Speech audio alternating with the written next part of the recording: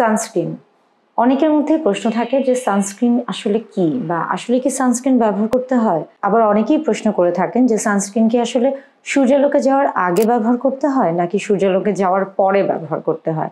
অনেক ধরনের কনফিউশন থাকে, অনেকের মধ্যে অনেক রকমের দ্বিধাদ্বন্দ্ব বা অনেক ধরনের প্রশ্ন থাকে। তাই নিয়ে মূলত আজকে কথা বলবো। সানস্ক্রিন মূলত সূর্যালোক থেকে আমাদের ত্বককে সুরক্ষিত রাখে। সানস্ক্রিন বা সানব্লক বাজারে বিভিন্ন নামে এটা কিন্তু পরিচিত। সানস্ক্রিন আসলে কেন ব্যবহার করতে হবে? আমাদের ত্বকে যে স্তর রয়েছে সেখানে সূর্যালোকের যে অতিবেগুনি রশ্মি রয়েছে, যেটা কিনা আমাদের ত্বকের জন্য অবশ্যই গুরুত্বপূর্ণ।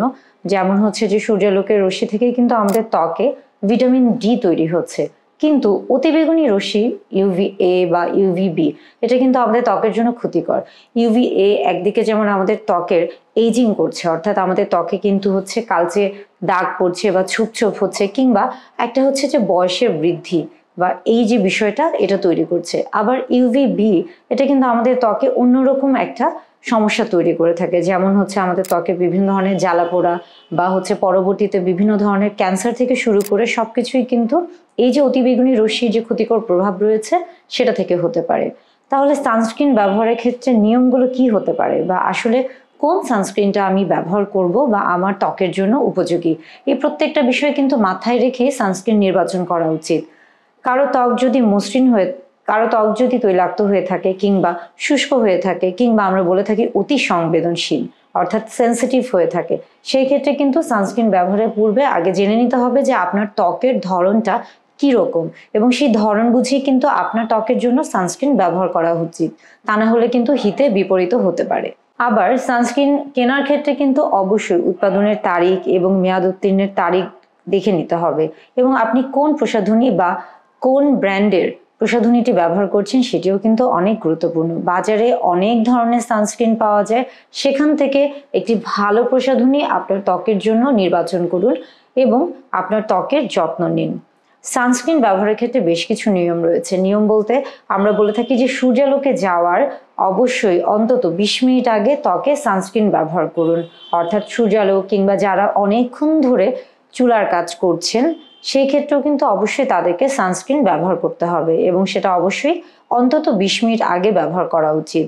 সূর্যালোকের যে অতিবেগুনি রশ্মি রয়েছে সেটা কিন্তু আমাদের ত্বকে যে মেলানোসাইট থাকে সেটা থেকে মেলানিন যে তৈরি হচ্ছে এটার তৈরিটা কিন্তু বৃদ্ধি করে, এবং যার ফলে আমাদের ত্বকে কালচে একটা ছোপ তৈরি হয় বা একটা কালচে আবরণই তৈরি হয়ে থাকে, যেটাকে অনেক সময় কিন্তু আমরা বলে থাকি সানবার্ন।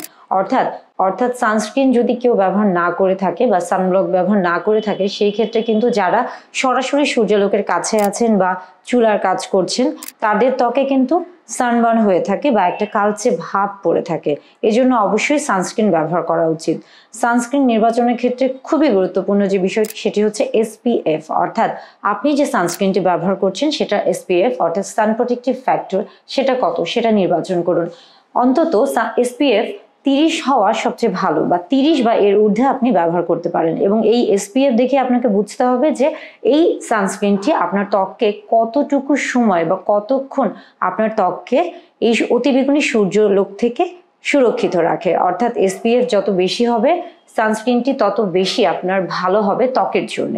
আমাদের দেশের ক্ষেত্রে আমরা মূলত বলে থাকি যে এসপিএফ 30 এবং তার ঊর্ধ্বে ব্যবহার করা উচিত। তবে যারা সমুদ্র সৈকতে সরাসরি কাজ করে থাকেন কিংবা সূর্যালোকে অনেকক্ষণ ধরে কাজ করে থাকেন, কিংবা যারা বাবুর্চি রয়েছেন বা হচ্ছে যারা রাঁধুনি অনেকক্ষণ ধরে চুলার কাছে কাজ করছেন, তাদের ক্ষেত্রে কিন্তু এসপিএফ 50ও তারা ব্যবহার করতে পারেন।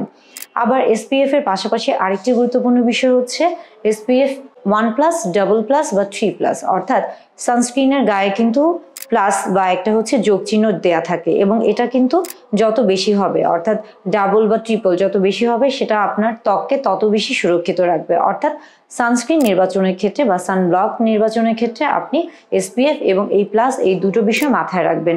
এবং আরেকটি বিষয় হলো সানস্ক্রিন সানব্লক এটা কিন্তু বাজারে বিভিন্ন নামে রয়েছে এবং বিভিন্ন ধরনের রয়েছে। যেমন ক্রিম আকারে পাওয়া যায়, জেল আকারে পাওয়া যায়, আবার লোশন আকারে পাওয়া যাচ্ছে এবং স্প্রে আকারে পাওয়া যাচ্ছে। যেটি আপনি ব্যবহার করতে স্বাচ্ছন্দ্য বোধ করছেন কিংবা যেটি আপনার ত্বকের জন্য মানানসই আপনি সেই ধরনের সানস্ক্রিনটি ব্যবহার করুন, এবং সূর্যালোকের অতি বেগুনি রশ্মির ক্ষতিকর প্রভাব থেকে আপনার ত্বককে সুরক্ষিত রাখুন।